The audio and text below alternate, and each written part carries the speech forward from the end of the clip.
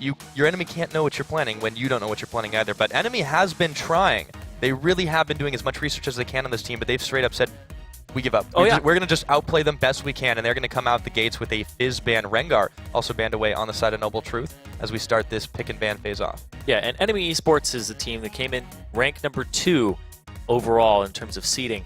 But a big thing about them is this is a team that was formed about a month and a half ago, with a lot of all-star players, and a lot of their lineup is 4 very aggressive players who just keep coming at you over and over and over and over again. They don't stop fighting you. And then DeWolf's Claw, their mid laner, is the exception to that. He's a very good Xerath player. He loved the Nidalee back when it was the AP poke, and now he loves things like Jace. So he's really into that wave clear, whereas the rest of his team is like, just go, just flip the switch and get at that team and start fights. I think it's kind of like, you're familiar with that from the LPL. Oh, yeah, it does definitely. They had a phrase they called a typical Chinese aggression, and this is the team that kind of fits that bill.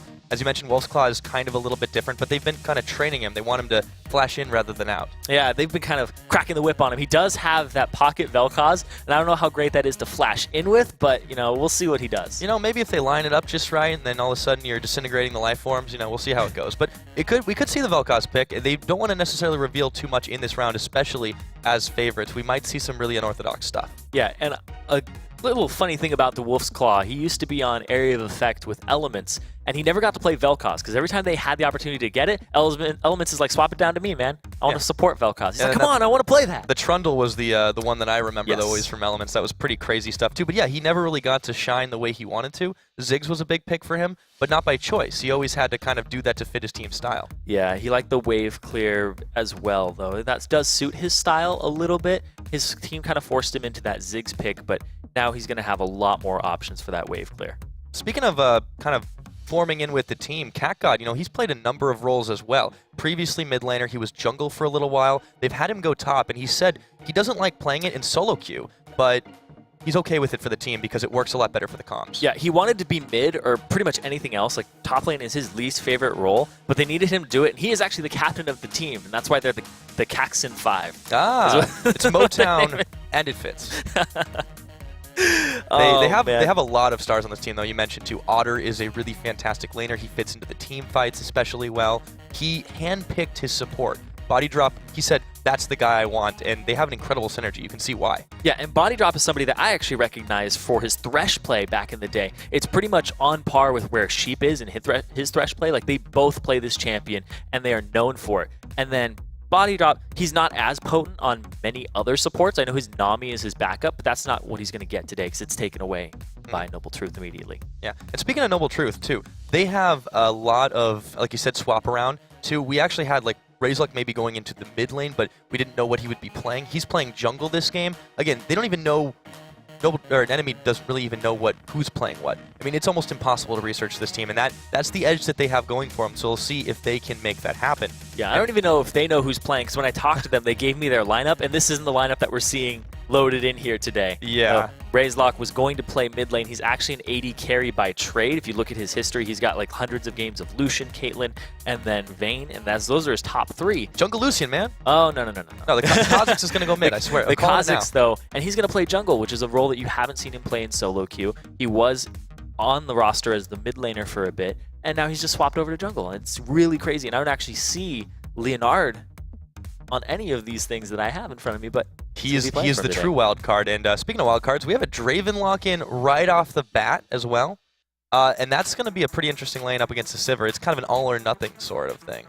Yeah, it's really a champion that you have to get Snowbally on, and they're actually going to pick that into the Sivir. It does really well against Sivir. Sivir can't really spell shield too many of his abilities because he's very auto-attack based in terms of trading.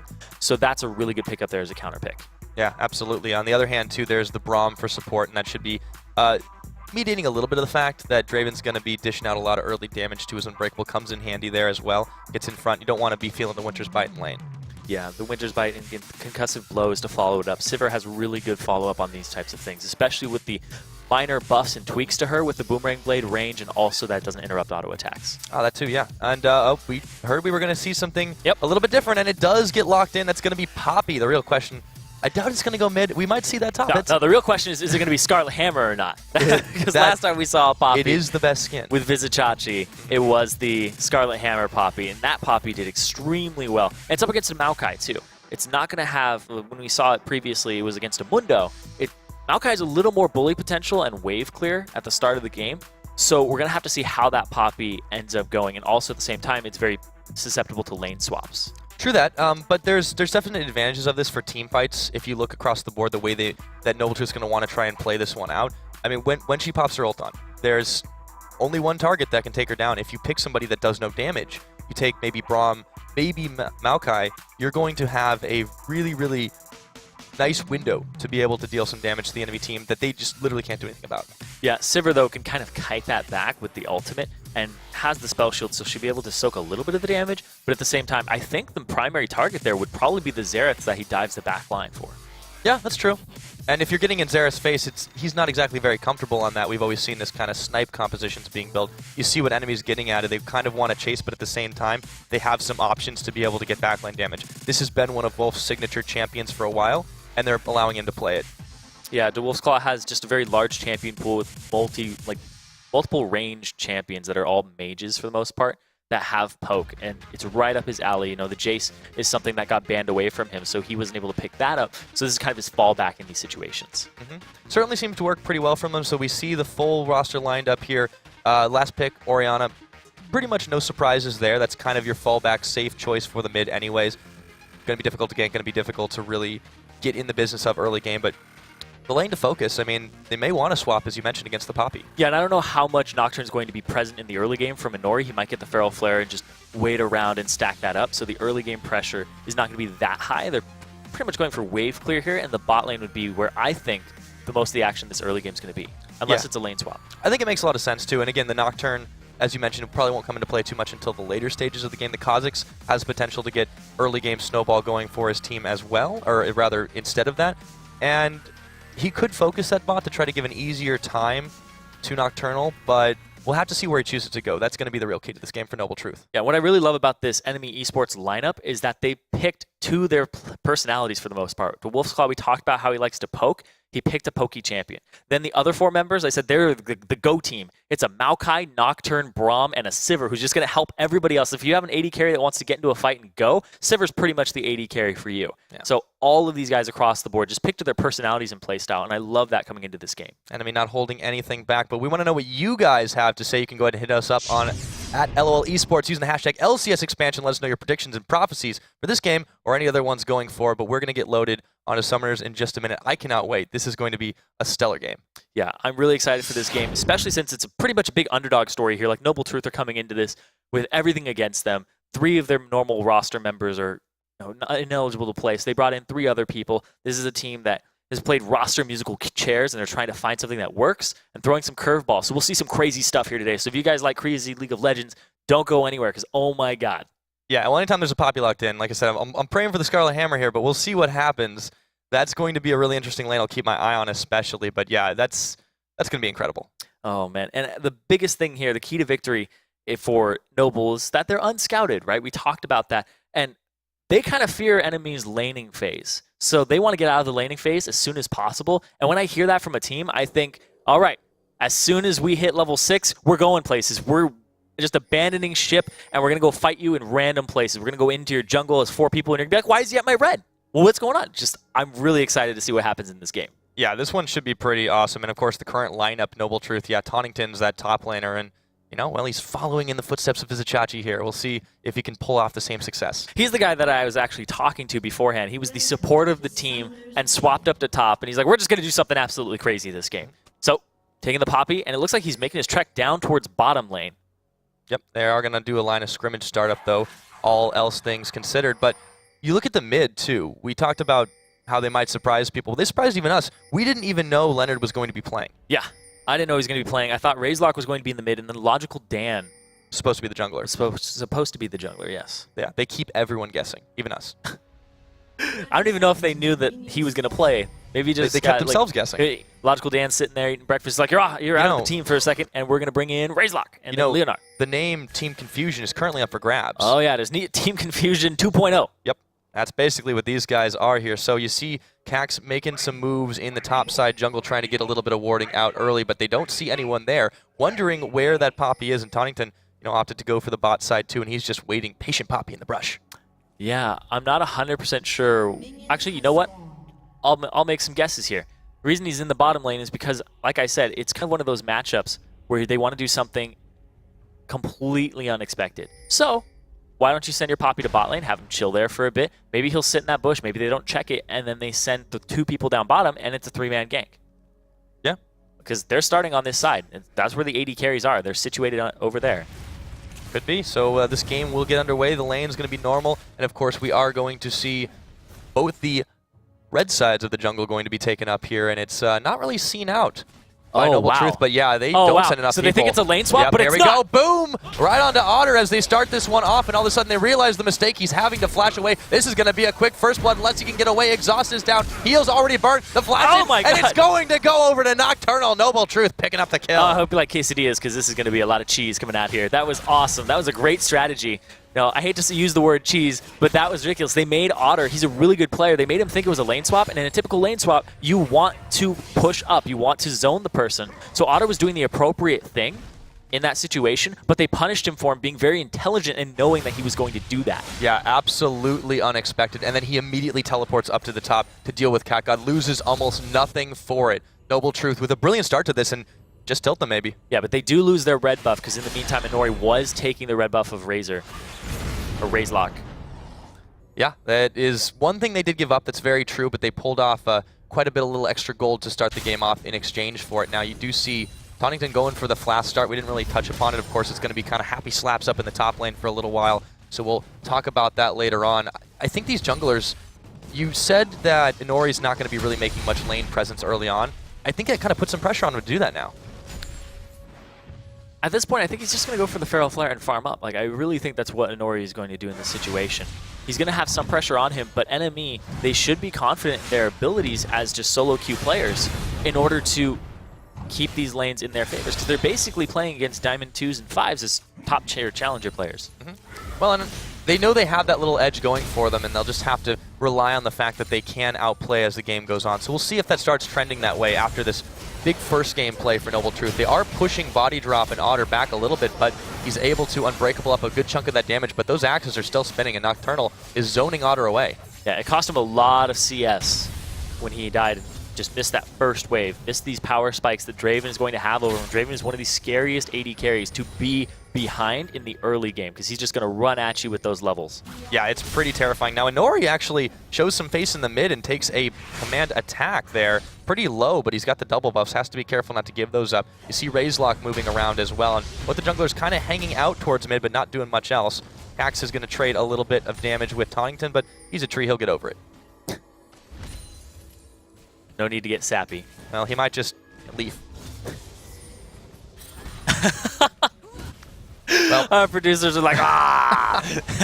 But Tish, now you see Leonard in a little bit of trouble here, even though he's in safe tower range. Has to be careful against Xerath. You know, he doesn't need to dive you. He can snipe you from afar. I see just a little bit more damage. That Wolf is able to just bully him out from a distance. Razelock actually having to defend this.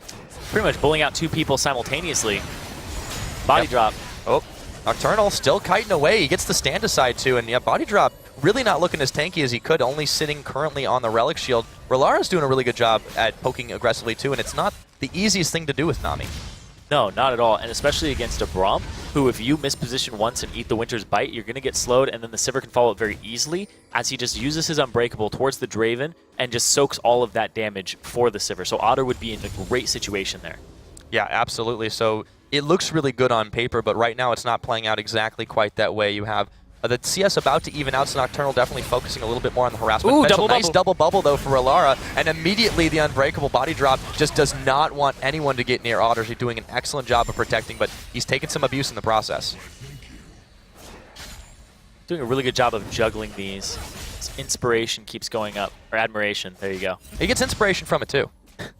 Cat God, yeah, patient tree is patient. Gotta be, It's a wet noodle fight in the top. If they can't see me. They can't see me if I don't move. They're just going back and forth. They still have their potions in the top lane, so they're very, very safe. Not much is going to happen up there for a while, and it is going to be the Razor coming out here for, or I guess the Madreds, for Inori, so he's going to be able to just stack up his Feral Flare as soon as possible, and that's the route that he's going to be going. So he's looking for a more farm-oriented route. He's saying, you know what, we're fine.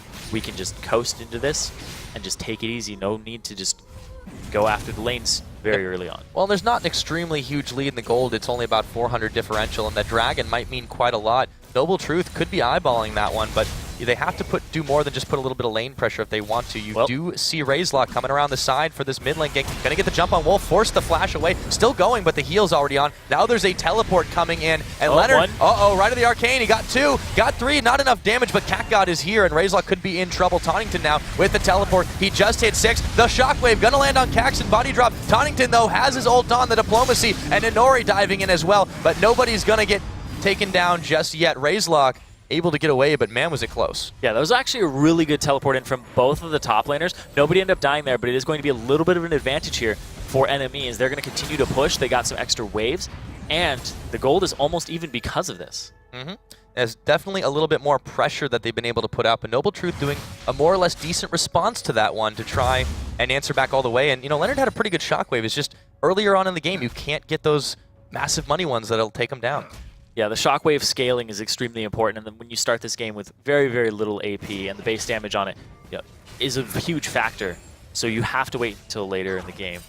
At this point, it's pretty much a disruption tool. Yeah. Now, Nocturnal has a slight item advantage here. He's gone ahead and picked up his BF sword to Otter's pickaxe, so he will have that extra damage, not to mention what he gets off of his spinning axes. So it's going to be a rough time for Otter in general. You mentioned the Sivir matchup is not necessarily lane favorable, but Body Drop is there to compensate for that. So far, they're playing it out as best they can, but you know, Nocturnal's getting those little edges where he can. Yeah, it was that first blood that helped him out a whole bunch. He hasn't cashed in just yet on his admiration, but the fact that he got that first blood with the help of the shot calling and Tauntington was really incredible and threw them for a loop because NME, they'd be ahead at this point. Yeah, they are just slowly edging out. Now, the gold is dead even, so they've been able to, off the back of that one move as well as a little bit of extra laning CS pressure, they've been able to get some things back in their pockets. Cax actually has been out farming Tauntington, but, you know, I don't really know Poppy's CS numbers off the top of my head, how easy it is to farm with her, but I'm going to guess not as much as Maokai. Poppy is one of the 2 champions in the game that only has single target abilities. The other one being Vayne. Yeah, sounds about right. Yep. Difficult to farm. People will be like, Warwick, and I'm like, nope, his W affects other people. Yay! It's true. You think it is one target, but then you're like, why did I take damage? I was not the target of that ability. So Poppy's CSing is pretty poor. Doesn't have AoE wave clear against Maokai, who 3 of his 4 abilities are AoE. Nice bubble on body drop as they continue to poke it out, trade back and forth. Back to the CS numbers, though. Wolf has been doing a pretty good job against Leonard, especially just because of, well, top lane, Tauntington. He's got his ult available, but he's going to have to use it on one target. If he does, it's not really going to save his life. Yeah, he'd have to use it just for the increased damage on CatGod. Yeah, it's not the way you want to spend that one, so he gets bullied up just a little bit. But Potion War. Yep. Keep on sustaining, boys. Enemy is doing a pretty good job across the board. It's just this bot lane is having a rougher time. But, I mean, that's the one advantage that is going for Noble Truth, and they have to push it here. Oh, the wave is out. They're going to go for this one. They know they have to. Rellara's doing fine, but Nocturnal's the one who gets stunned up. They have, Otter, the Whirling Death comes out, and he's able to avoid it. Heals up as well. Nocturnal extremely low, but body drop. I think this can only end one way. Wait, maybe not. Nocturnal, he's going down. There's the Glacial Fissure. They're going to follow up, trying to get 2. Otter, can he get the gold in his pocket? He's looking for it. Needs an auto attack, but the minions are going to block him away. No, he's got it. One more shot, and Fish is turned into sushi. Oh, sashimi right there for him. Wow. Yeah, chop it right up. That was a big play down bot. Body Drop did a really good job there of peeling, but also at the same time, it was a really good job by Rellara, because Rellara threw out the tidal wave after the Unbreakable was done, so it wouldn't be blocked to start that fight off. Really well played there from both supports. Leonard able to 2-step out of a couple of shots as well as Razorlock coming into the mid. But yeah, I mean, this game's kicking into high gear right now. Oh, the Shockwave gonna land on Wolf. Can he stay alive? But Leonard's pretty low, having to flash away. Nice dodge, and Razorlock gonna pick up that kill, but it's really closer than it should be for Noble Truth in these fights. It's a lot closer than it should be, considering when you look at things on paper. But Noble Truth, you know, they have nothing to lose and everything to gain right now. Like, they weren't originally going to play back in, I think, August, when they were like, well, we're really high on the ranked 5s ladder. Oh, there's this expansion tournament coming out. They're like, okay, maybe we should get the crew back together. And they tried a little bit. And then they realized, oh, we are going to make it.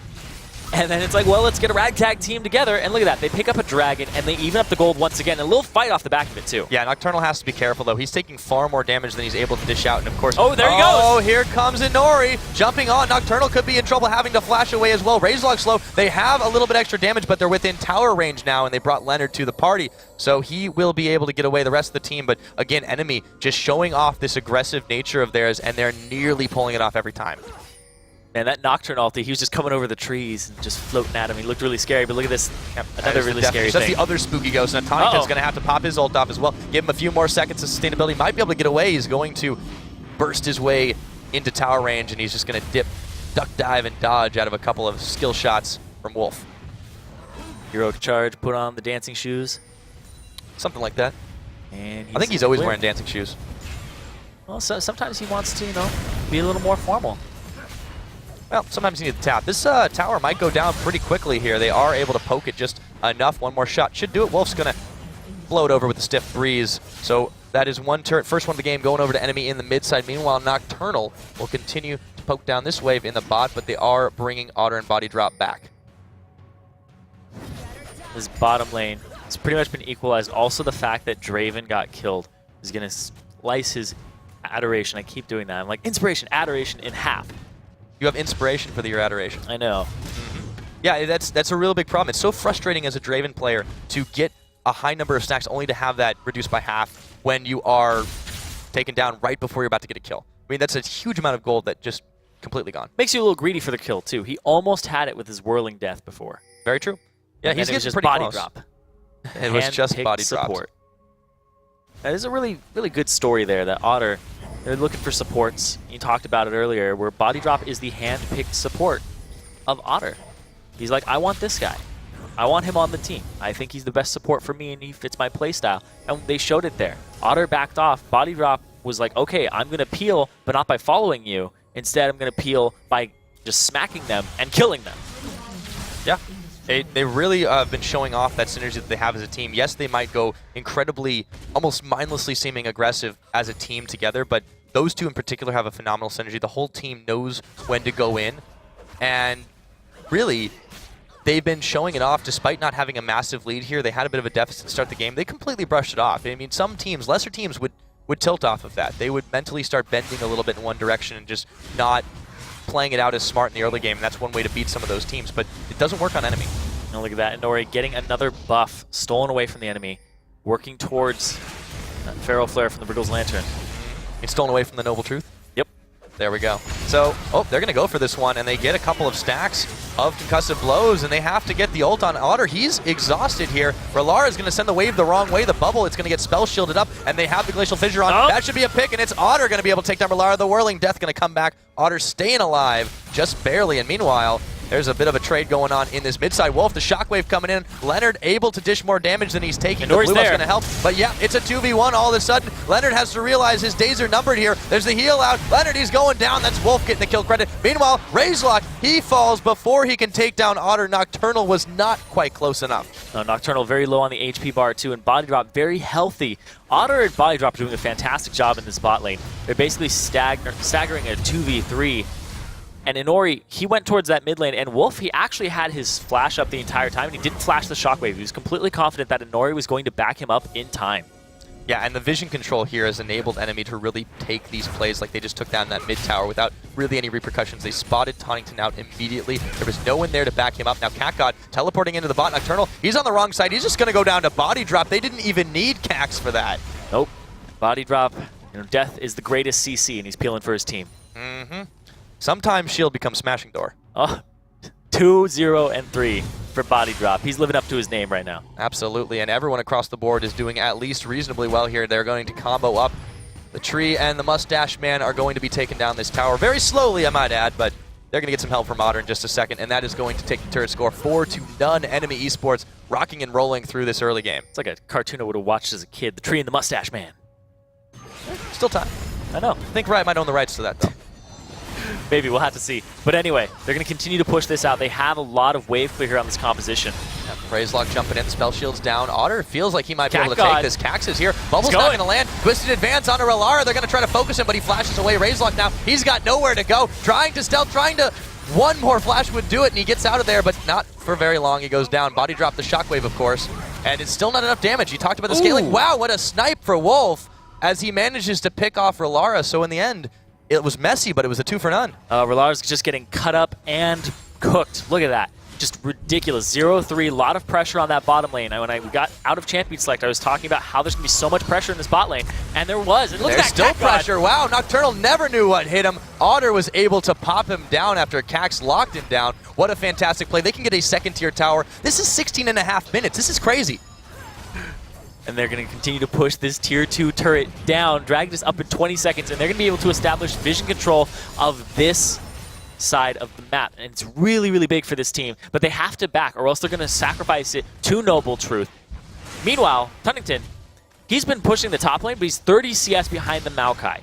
He's also a kill and an assist down as well. This is not looking good for Noble Truth. They still have ways back into this game, though. The Shockwave, if they get him farmed up, would be able to turn a fight.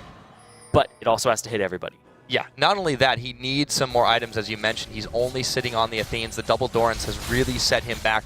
And they've been denying Leonard pretty hard here. You've seen Inori focus up on this when they've tried to trade out. Wolf is unafraid to really do the duel game, and that's something that a lot of Xeraths really have an issue with. So NME has that advantage going for them. The switch was flipped, and they just started going aggressive. They haven't backed off yet. Yeah, and I think a lot of that is his confidence on this champion. DeWolfclaw was one of the people that was playing Xerath even before it was cool. He's pretty hipster on that champion. He's like, I love this champion. I love Nidalee. I love the poking champions and the sieging champions, and that is definitely his play style. And they've been kind of making it more so that he's aggressive, he's pushing, because the whole team is like that. They move up. He used to just be backline siege tank.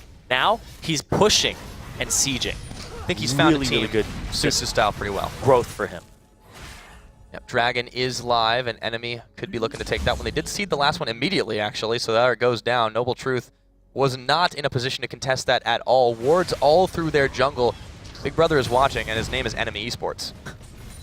NME's doing a really good job of warding up, keeping the vision control, and keeping the pressure on, too. They have ranged wave clear, and if you look at the lineup of Noble Truth, the only real wave clear here is they have some Void Spike damage, but that was nerfed about a patch ago. They took about 30 damage off the max rank of it on the base. So that is actually a substantial nerf, especially when you need it to clear minions, and it's not going to one-hit them anymore. Yeah, it's definitely going to hurt them a little bit more, and it's one of the reasons we haven't seen Kha'Zix as prioritized, but now Razelock still trying to make that happen. Otter, the shockwave, it's not going to connect. Razelock, he's going down. Otter gets the unstoppable kill. The wave crashes over everybody, but there really isn't enough damage there. Tonnington will stay alive for just a moment, but as soon as his ult wears off, it might be good night, Sweet Poppy. They're going to find Relara. Wolf getting another one for the spree. Healing up. Leonard wants to find something. Inori's going in. Everything's going haywire. Noble Truth are dropping like flies. Leonard having to flash over his own wall, and it is only Leonard and a half-health Tonnington, quarter-health Tonnington remaining, running the wrong way. Yeah, and the only thing that they really can take solace in right now is the fact that they have Orianna, their primary wave clear here. So Kha'Zix is like kind of their secondary off of the side of Orianna. That's about it, though. If you look at the side of NME, pretty much everyone on that team can wave clear. Sivir, even Maokai. Nocturne has a really good ranged wave clear that just goes straight down, and they get this turret so quickly off the back of that. The base is already cracked at 19.5 minutes.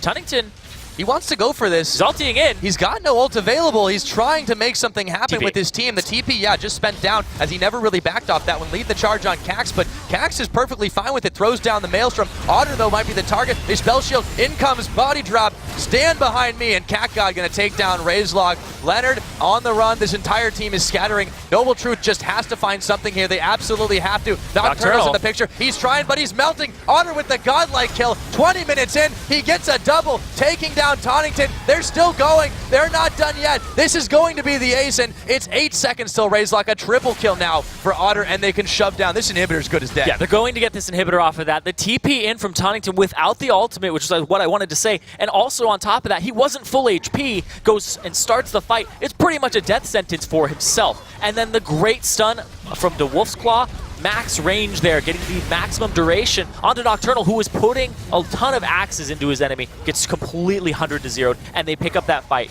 with 5 kills in the ace. These were very risky picks, and it seems like the downside is showing right now. Noble Truth definitely having some serious trouble. I don't think we've seen a deficit this big in a long time. 12,000 gold at 21 minutes in. One inhibitor down the middle. and NME just not even slowing up. Yeah, and here's the thing too, is when it's this early on in the game and you crack an inhibitor, you don't have the combat stats on Noble Truth's side to deal with these super minions fast enough. You cannot let them stack up to a 2-minion wave, 2 super minion wave, because then they buff each other and you have an even harder time clearing them out, which leaves NME to do whatever they want. They can 4-1 split push right now with the Maokai TP. They are in a great situation to just continue to close this game out. Yeah, they can take it however they want it, fast or slow. But you see Noble Truth trying to establish a little bit of vision control clearing, using ults just to clear some waves at this point. They might be able to grab a little bit of gold back when the dragon does come up, but that's not quite there yet. They didn't have the timer at all. He's using it to check Baron so that he could make sure that NME wasn't doing it, because they have multiple pink wards litter all throughout that side. The vision control has been in their favor all game long. This is a team that, despite being formed about a month and a half ago, is made up of really, really good players from the Challenger ladder. And they know each other. And Otter, like we said, he's with a very comfortable support, and the entire team is kind of just meshed together, and the vision control kind of speaks for that too. Not to mention the structure they've established too. NME has really built itself a presence. They have a number of analyst coaches on staff doing everything they can to make sure these guys can get the plays out, and it seems to be paying off. Now Tonington in a lot of trouble, gets his ult off anyways, but they do catch them, and it's going to be Razorlock stunned up by Catgod. Otter is going to be able to get the legendary kill once again. They're chasing him all the way back, and the bug got splatted real quick there. They're still going forward. Ralara has almost no health remaining. The Shockwave going to connect 3 members, and here it goes. Tonington, this is his time to shine, or is it? He falls down immediately. Nowhere to go. They're chasing him all through the base, diving. Who don't even care about the turrets. Catgod, one more kill, picking up Nocturnal, and Inori just in the middle. Gonna dive the fountain, and he cancels it last second. Talk about next level trolling. Oh my goodness. That was great. But they're going to continue to push this base down. That was a 4-on-5. Inori wasn't there, and he shows up at the end. They can do it. They can end this game right here. The Nexus is about to fall. It's only 23 minutes in, but NME is crashing down on Noble Truth, and they take game number 1 quickly. And just showing the number 2 seed NME, despite getting thrown some curveballs in the early game there from the top laner and having that early kill fall into the hands of Draven, Otter was still able to keep up with that, and then they just kept the pressure on once they stabilized themselves off of having superior laners. Yeah, absolutely. It was an incredibly quick turnaround. Once they flipped that switch, said, guys, now's the time for full-on aggression. And they played it out that way perfectly to the end. And really spooked the living daylights out of Noble Truth. That last second fountain dive, I thought that was going for sure. I think Inori was just having some fun there. He was like, I didn't even get to do anything in that fight, so let's just whoop-oo, have some little spotlight on him for a second. Yeah, well, Feral Flare stacks don't mean too much when you can end a game in 23 minutes. Yeah, I know. He got that item, and then he's like, I'm going to do anything with it. I don't need it. Just for fun. Could have just had a wriggle flint. It's like one of those things that you like put on your desk and look at every couple of months. Hey, sometimes those things are really pretty though. They are. And you're just like, It's true. Oh,